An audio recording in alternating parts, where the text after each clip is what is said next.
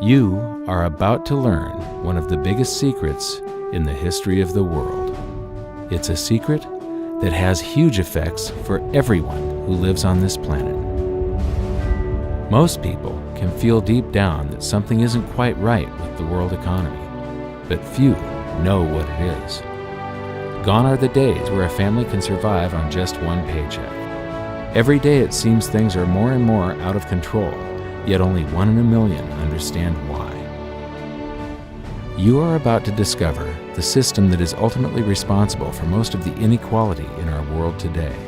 The powers that be do not want you to know about this, as this system is what has kept them at the top of the financial food chain for the last 100 years. Learning this will change your life because it'll change the choices that you make. If enough people learn it, it'll change the world because it'll change the system. For this is the biggest hidden secret of money. Never in human history have so many been plundered by so few, and it's all accomplished through this, the biggest scam in the history of mankind.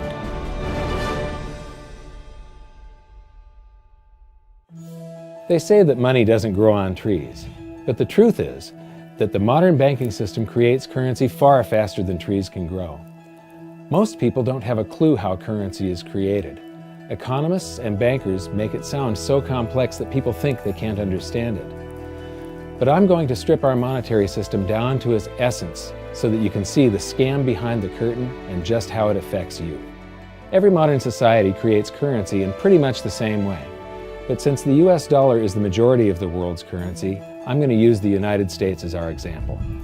It all starts when some politician says, "Vote for me and I'll make sure the government provides you more free stuff than my opponent will." But there's no such thing as a free lunch. So to provide that supposedly free stuff, the politicians vote for the country to spend more than its income. This is called deficit spending. To pay for that deficit spending, the Treasury borrows currency by issuing a bond. So what's a bond? If you think about it, a bond is really nothing but a glorified IOU. It's a pretty piece of paper with numbers printed on it that says, "Loan me $1 trillion today, and I promise over a 10-year period I'm going to pay you back that $1 trillion plus interest." But what you need to understand is that Treasury bonds are our national debt. These glorified IOUs are to be paid back by you and I and our descendants through future taxation. Therefore, when the government issues a bond, it steals prosperity out of the future so that it can spend it today. The Treasury then holds a bond auction, and the world's largest banks show up and compete to buy part of our national debt and make a profit on it by earning interest. You'll notice that as we move through this process, the big banks are there, taking a cut every step of the way. This isn't by chance, as you'll see shortly. Then, through a shell game called open market operations, the banks get to sell some of those bonds to the Federal Reserve at a profit. To pay for the bonds, the Federal Reserve opens up its big old checkbook and writes bad, bogus, counterfeit checks that should bounce because they're drawn on an account that always has a zero balance. There isn't 1 penny in there. To quote from the Boston Federal Reserve, "When you or I write a check, there must be sufficient funds in our account to cover that check. But when the Federal Reserve writes a check, there is no bank deposit on which that check is drawn. When the Federal Reserve writes a check, it is creating money." The Fed then hands those checks to the banks, and at this point, currency springs into existence. The banks then take that currency and buy more bonds at the next Treasury auction. But what is a check? A check is also an IOU. When you write a check, you're making a note that says, "Here's my IOU for cash. All you have to do is go to the bank and pick it up." Now, it's very, very important that you understand this process because we're going to come back later and show you the devastating effect this has on you. The Treasury issues IOUs, bonds. The banks then buy those IOUs with currency. The Federal Reserve then writes IOUs, checks, and hands them to the banks in exchange for the Treasury's IOUs, the bonds. And currency is created. So what's really happening is the Federal Reserve and the Treasury are just swapping IOUs, using the banks as middlemen, and abracadabra, presto, currency magically springs into existence. This process repeats and repeats over and over again, enriching the banks and indebting the public by raising the national debt. The end result is that there's a buildup of bonds at the Federal Reserve and currency at the Treasury. This process is also where all paper currency comes from. The Federal Reserve and the government mistakenly call it base money because they didn't watch episode 1 of this series and they don't know the difference between money and currency. But I will correctly refer to it as base currency because it is not money. It is currency, and as we've learned, there is a big difference. Money has to be a store of value and maintain its purchasing power over long periods of time. We learned in episode 1 that earlier in our history, our paper currency was just a claim check. It was a representation for real money of intrinsic value, the gold and silver that was held on deposit at the Treasury. You could walk into any bank and slap your currency, like say a $20 bill, on the counter and redeem it for real money, a $20 gold piece. But now, this base currency that's piling up back here is really nothing but a receipt or a claim check on an IOU, that bond. So it's really nothing but a supply of numbers. The Treasury then deposits the newly created currency into the various branches of the government, and the politicians say, "Hey, thanks for that." And the government does some deficit spending on public works, social programs, and war. The government employees, contractors, and soldiers then deposit their pay in the banks. Now, this may come as a shock to you, but when you deposit your currency with the bank, you're not actually depositing it into an account to be safely held in trust for you. Instead, you're actually loaning the bank your currency, and within certain legal limits, they can do with it pretty much anything they please. This includes gambling in the stock market and loaning it out, at a profit, of course. Now this is where the machine of currency creation really gets cranking, because this is where something called fractional reserve lending comes into play. Fractional reserve lending is exactly what it says. The banks are allowed to reserve only a fraction of your deposit and loan the rest out. Although reserve ratios may vary, I'm going to use a 10% reserve ratio as our example. If you deposit $100 in your account, the bank can legally take $90 of it and loan it out without telling you. The bank must hold $10 of your deposit in reserve just in case you want some of it. These reserves are called vault cash. But why does your bank account still say you have $100 if the bank has stolen $90 of it? Because the bank left IOUs it created, called bank credit, in its place. Now I know this sounds crazy, but here it is in black and white from the Fed. Commercial banks create checkbook money when they grant a loan simply by adding new deposit dollars in accounts on their books in exchange for a borrower's IOU. These are nothing but numbers that the banks type into their computers. And even though these bank credit IOU numbers are very different from base currency numbers, because they only exist in computers, they are still currency. So now there is $190 in existence. Now the reason people take out loans from the banks is to buy something. They're going to buy a house or a car or something like that.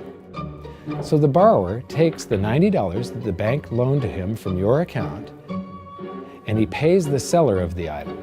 But then the seller deposits that currency into his account and his bank loans out 90% of that and leaves bank credit numbers in its place. So now there's $271 in existence. This process repeats and repeats until under a 10% reserve ratio, an initial deposit of just $100 can create up to $1,000 of bank credit, all backed by $100 of vault cash, just 10%.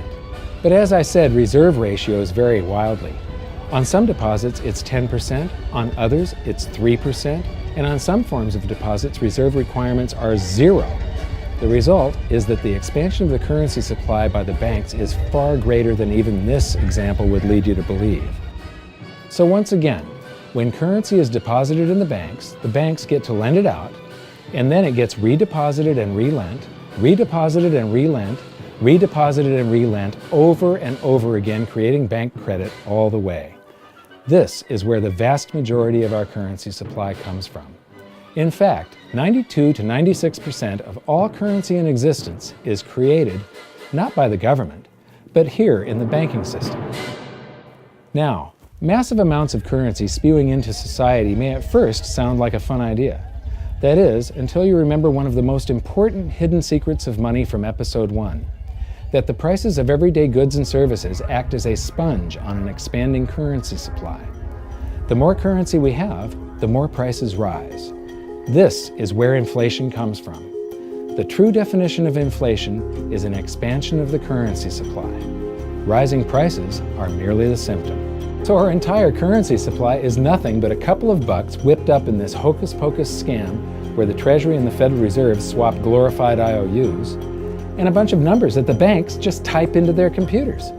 That's it. That's our entire currency supply. It's nothing but a supply of numbers. Some of them printed, most of them typed, and there is nothing else. But if you thought that was crazy, get ready to enter the twilight zone of modern economics. We work for some of that currency supply. True wealth is your time, but we trade away moments of our lives, hour by hour, day by day, and year by year, for numbers that somebody printed on pieces of paper or just typed into a computer. Now those numbers represent our blood, sweat, tears, labor, ideas, and talent. We are what gives the currency its value. But here comes the really cruel joke. We work hard so that we can save some of that currency, so that we can pay the tax collector. In the United States, it's known as the IRS. They then turn it over to the Treasury so that the Treasury can pay the principal plus interest on that bond that the Federal Reserve bought with a check drawn on an account that has nothing in it. Now let's do a recap on this section, because this is where the system begins to rob you and I on a massive scale. Much of our taxes are not used for schools, roads, and public services, but to pay interest on bonds that the Federal Reserve bought with a check drawn on an account that has nothing in it. The Federal Reserve is committing fraud. But here's one of the biggest secrets of them all. Before the establishment of the Federal Reserve, there was no need for personal income tax. The Federal Reserve was created in 1913, and that very same year, the Constitution was amended to allow income tax. Do you really think this was just a coincidence? Ask yourself how much income tax you've paid over your lifetime.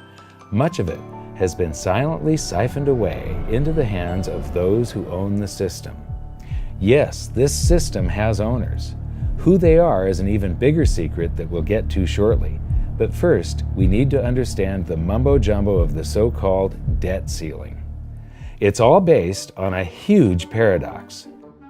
There was interest due on that bond, and there was interest due on every one of those loans that the banks made.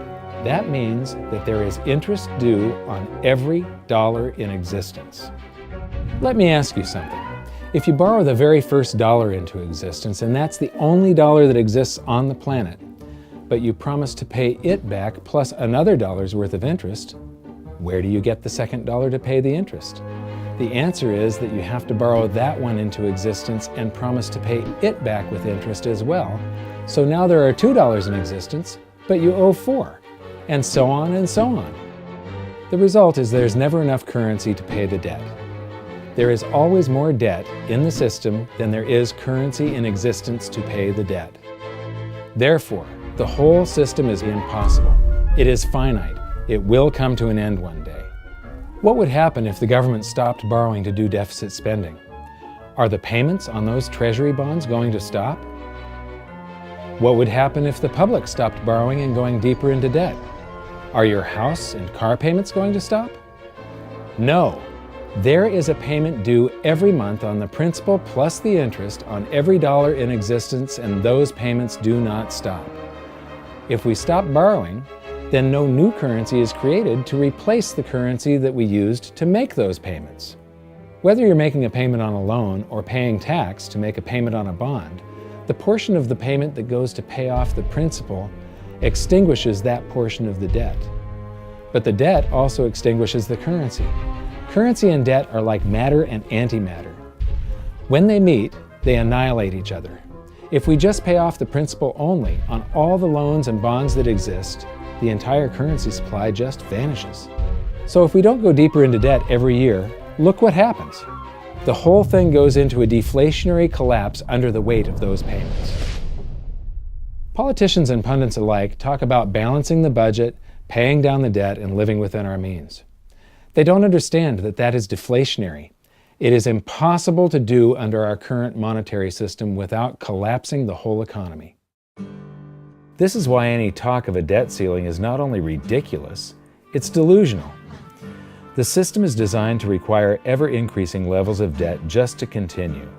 And that's why politicians will always kick the can down the road and raise this so-called debt ceiling over and over again until the whole system finally collapses under its own weight. In other words, they don't want it to collapse on their watch. The Founding Fathers of the United States knew the dangers of central banking and fought to free themselves from this very thing. The Revolutionary War started out as a tax revolt, but now we must pay tax just to have a monetary system. Having just suffered through the hyperinflation of the continental dollar, which was printed into oblivion to finance the Revolutionary War, they understood the dangers of fiat currency and debt-based monetary systems. So to protect future generations from institutional theft and out-of-control government, they wrote into the Constitution that only gold and silver can be money for the simple fact that you can't print them. Our current system is not only unconstitutional, but it robs us of the liberty and prosperity our forefathers fought and died for. We are all feeling the effects of ignoring the Constitution right now. By forcing more currency into circulation, our purchasing power is diluted. Inflation is a slow and insidious stealth tax that is simply the result of this debt-based monetary system. This system empowers and benefits those who create the currency and receive it first, as they get to spend it into circulation before it has an effect on the economy. They're stealing purchasing power from you and transferring it to the banks and the government every hour of every day because of this false monetary system. And it's not like the people at the top don't know this. To quote the Federal Reserve, the decrease in purchasing power incurred by the holders of money due to inflation imparts gains to the issuers of money. This is a fraud. It is a pyramid scheme, it is a Ponzi scheme, it's a scam, and it's a lie. Our entire monetary system is nothing but a form of legalized theft. But here's the biggest con job of them all. The Federal Reserve is not federal, it has stockholders. There is no federal agency that has stockholders. What's a stockholder? A share of stock represents a percentage of ownership in a corporation. So the stockholders are the owners of that corporation. Therefore, the Federal Reserve is a private corporation with owners. And you can see it for yourself if you go to the Federal Reserve's website, and it will say, the stockholders receive an annual dividend of 6%. Now we know that the stock in the Federal Reserve was originally issued to the largest banks in the United States. But because of mergers and acquisitions through the years, you can't actually trace who owns the stock in the Federal Reserve. That's a very closely guarded secret. My guess would be that the owners are those primary dealers, the banks that get to make a profit by selling part of our national debt, those bonds, to the Federal Reserve, who buys them with a check from nothing. Then we pay tax to pay the principal and the interest on those bonds so that the Federal Reserve can pay the banks a 6% dividend. Don't be alarmed if you don't quite comprehend the deception of this system at first glance. Very few people do. It is purposely complex. The economist John Maynard Keynes once wrote, "By this means, government may secretly and unobserved confiscate the wealth of the people, and not one man in a million will detect the theft." I believe that presented correctly, anyone can understand this system, regardless of how complex it is. So let's do a recap and break it down even more. The way the system works is that, step 1, the government creates glorified IOUs. These bonds increase our national debt and put the public on the hook to pay it back. Step 2, IOUs are swapped to create currency. The Treasury sells the bonds to the banks. The banks then turn around and sell our national debt at a profit to the Federal Reserve, which they probably own. The Federal Reserve then opens its checkbook that doesn't have a penny in it and buys those IOUs with IOUs that it writes, checks, on a checking account that has a zero balance. Then they give those checks to the banks and currency just springs into existence, and then the whole process repeats. This results in a buildup of bonds at the Federal Reserve and currency at the Treasury, which is really just a supply of numbers. The Treasury then deposits the numbers in the various branches of the government, and we get to step 3. The government spends the numbers on promises, public works, social programs, and war. Then the government employees, contractors, and soldiers deposit their pay into the banks. And we get to step 4, where the banks multiply the numbers by magically inventing more IOUs through fractional reserve lending, where they steal a portion of everyone's deposit and lend it out. That currency gets redeposited, and then a portion is stolen again. And the process repeats over and over, magnifying the currency supply exponentially. Then we work for some of those numbers, which brings us to step 5, where our numbers are taxed. We pay tax to the IRS, who then turns our numbers over to the Treasury, so the Treasury can pay the principal plus the interest on bonds that were purchased by the Federal Reserve with a check from nothing. Then we get to step 6, the debt ceiling delusion. The system is designed to require ever-increasing levels of debt and will eventually collapse under its own weight because politicians always kick the can down the road. They don't want it to collapse on their watch. And finally, step 7, the secret owners take their cut. The world's largest banks own the Federal Reserve. Those banks make a profit selling our national debt to the Fed. They make a profit when the Fed pays them interest on the reserves held at the Fed, and the Fed pays them a 6% dividend on their ownership of the Fed. This system is fundamentally evil. It funnels wealth from the working population to the government and the banking sector. It is the cause of the artificial booms and busts of modern economies, and it causes great disparity of wealth between the rich and the working class. And it is only possible because we no longer use real money, we use currency. But worst of all, it is a form of enslavement. Bond is the root word of bondage. Whenever a government issues a bond, it is a promise to make us pay tax in the future. Nobody asked you if you wanted to pay tax today for the prosperity we all enjoyed in the last century. Nobody is asking our children if they want to work hard in the future to pay for the prosperity we're enjoying now. George Washington once wrote to James Madison, "No generation has the right to contract debts greater than can be paid off during the course of its own existence." By stealing prosperity from tomorrow so we can spend it today, we enslave ourselves and future generations. Now this all sounds pretty bad, but there is great hope, for you are the greatest threat to this false monetary system. This system relies on the public being ignorant of its workings. Please share this knowledge with everyone you know, because an informed public that fully understands the system can build a better future for generations to come. And now I leave you with this quote, widely attributed to a former director of the Bank of England. The modern banking system manufactures money out of nothing. The process is perhaps the most astounding piece of sleight of hand that was ever invented. Banking was conceived in inequity and born in sin. Bankers own the earth.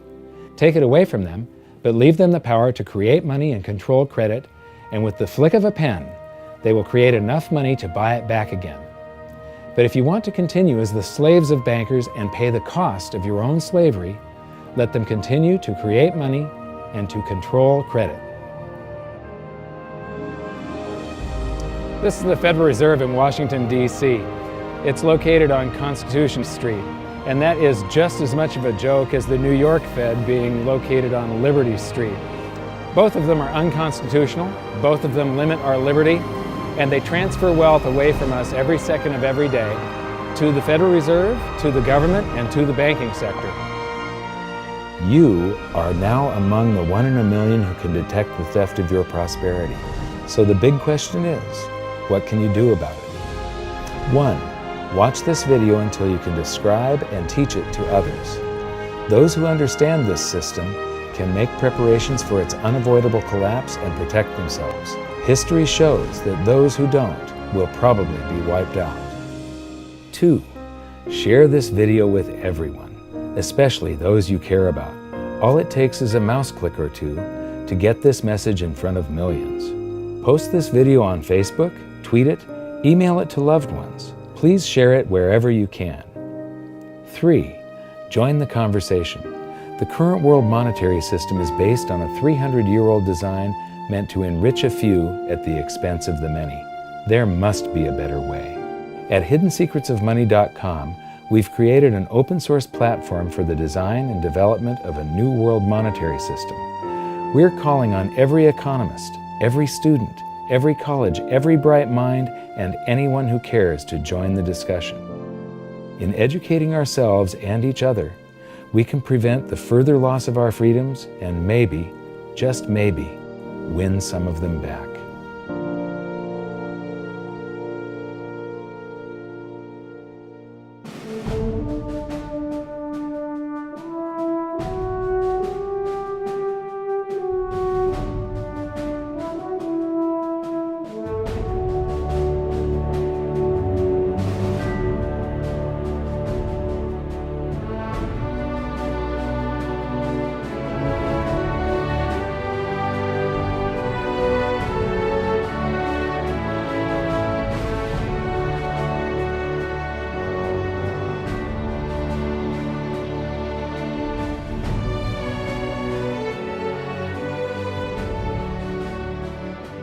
I think your episode 4 is very beneficial, very helpful. It's going to introduce these ideas to a lot of people, and like I've just been talking about, we have to change people's mind, and the more they understand it, the better.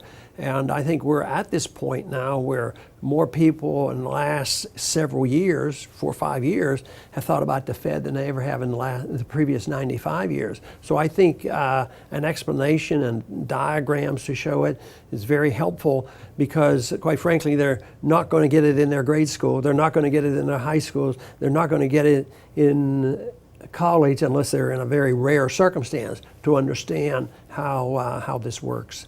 You know, for years before I got involved in really studying gold and some of the things I write and talk about today, I was a monetary economist for decades. You know, in your video, you talk about the primary dealers. I was chief counsel and chief credit officer of one of the largest primary dealers for 10 years. So I had an inside seat on the Treasury market and have the privilege of working with several former vice chairmen of the Board of Governors, Manley Johnson and David Mullins, going back to the 80s and 90s. So I'm very immersed in what you were talking about, and I thought it was extremely accurate, extremely clear. I didn't think you were stretching on any points. It was really like something out of a PhD course, except that it was very easy to understand. I think it's accessible. I think we're seeing a little bit of a revolution in communications in the following sense. You know, as you point out, the Fed was created in 1913. Well, in 1913, there was no web, there was no YouTube, no Twitter. There was really no one to kind of stand up and oppose the Fed or call them out, if you will, or really get into a discussion that everyday Americans could follow. That's not true now with social media and everything else. You can reach out to millions and tens of millions of people and tell them what's going on. I think you've done that. You've done it successfully. I applaud it. I think this is a great video. I look forward to seeing it again. I know millions of people will enjoy it. Well, as we know, the Federal Reserve believes it can create money out of thin air, not realize money is supposed to represent real products and services. And what people don't realize is when the Fed does that, in effect, as Keynes pointed out, it's a form of taxation. It's a form of confiscation. And because people don't see it, the politicos get away with it, but it also undermines social trust. It just is corrosive throughout society. We're going to have a lot of turmoil in the coming years, but it's going to be the kind of turmoil that leads to positive things. So don't despair. Get out there and fight, because the tide is going to turn. This is going to be the status last stand. Thank you. This episode of Mike Maloney's Hidden Secrets of Money was brought to you by GoldSilver.com and the new Silver Pegasus Round. To learn how to protect your family and turn the coming economic storms into opportunity, visit GoldSilver.com.